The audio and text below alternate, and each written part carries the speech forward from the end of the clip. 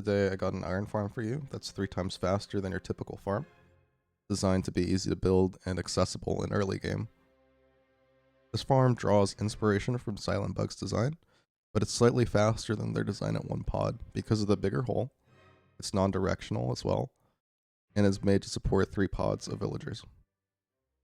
With 3 pods, this farm produces approximately 1100 iron per hour. However, actual rates may vary due to reload RNG. This farm's compact design allows villagers to walk to the beds on their own, and I will demonstrate this later in the tutorial. On the screens are the materials you'll need. You'll find required materials to build this farm listed in the description as well. When selecting your farm's location, the initial platform should be the highest ground in the yellow zone, and there should be no iron golems residing in the red area. At the center of your build site, place 3 blocks, then surround the top 2 with 8 trapdoors.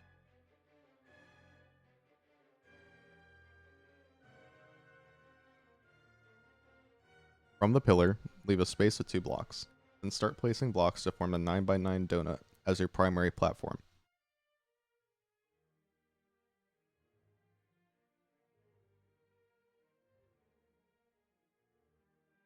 Add a fence gate for platform access, then enclose the rest with fencing.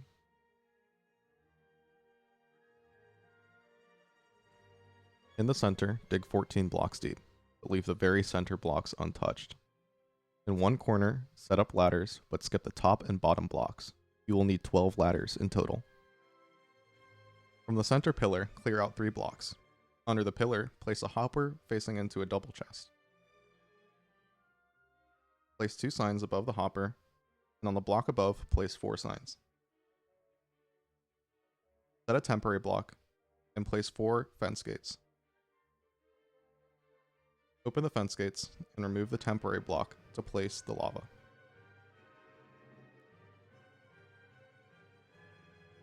Below the ladder, remove 3 blocks and place a door. Then look up and place water under the ladder. Jump up and place water in the remaining corners. Then expand the storage, like shown.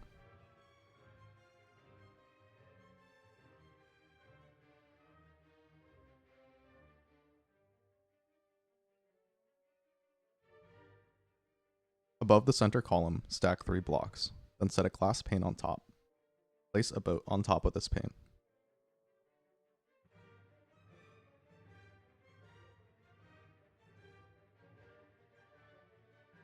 Construct a staircase to guide a zombie into the boat. Then, create a path to stand on the other side of the boat. Place an open fence gate above the glass pane.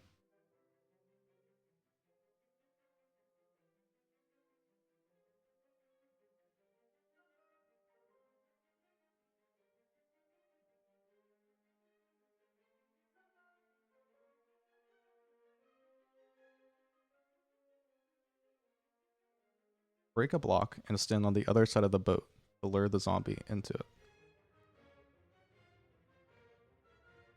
With or without a zombie, put a solid block over the fence gate and place a redstone torch on it. Jump up on this block to set a wooden pressure plate, and above the torch, add another solid block, then a dropper facing the pressure plate. Surround the plate and dropper with glass, and ensure the dropper is spawn-proof. Then, set a lightning rod on top and jump down.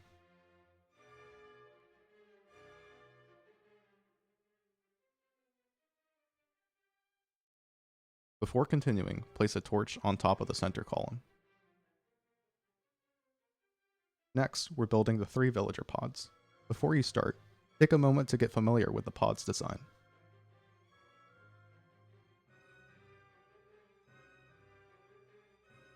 Use a shovel to spawn-proof the temporary path.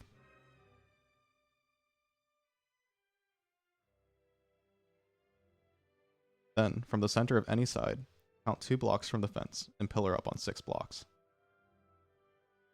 The top block you place should be on the same Y level as the glass pane. Bridge out on 2 blocks towards the center of the farm, then place 3 beds with carpet on top.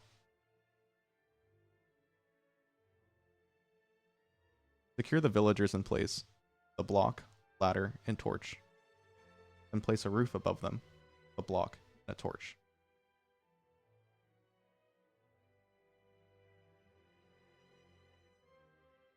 Construct the other 2 pods to the left and right of the initial one, spaced 1 block from both the fence and its corner, perpendicular to the first pod.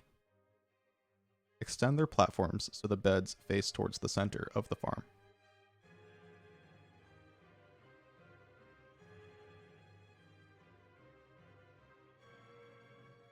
We will use path blocks to guide the villagers to their beds. When creating a path, connect to the back torch from the side as shown. Do not place path blocks at, below, or above the red glass in the example, so the villagers do not escape. Here is a way to build the path, but there are many correct solutions.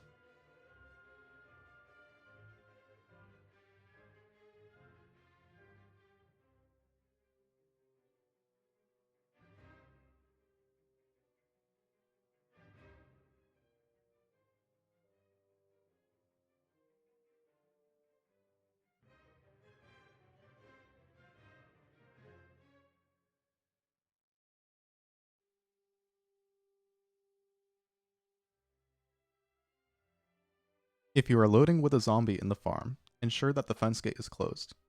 If villagers do not seem to be pathfinding to their beds, double check that there is a valid path.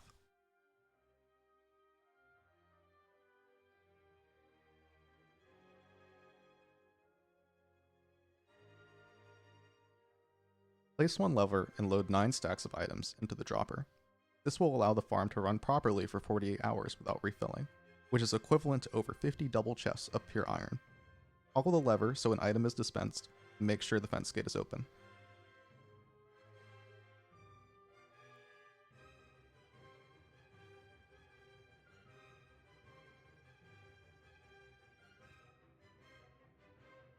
I hope you like using this farm as much as I had fun making it.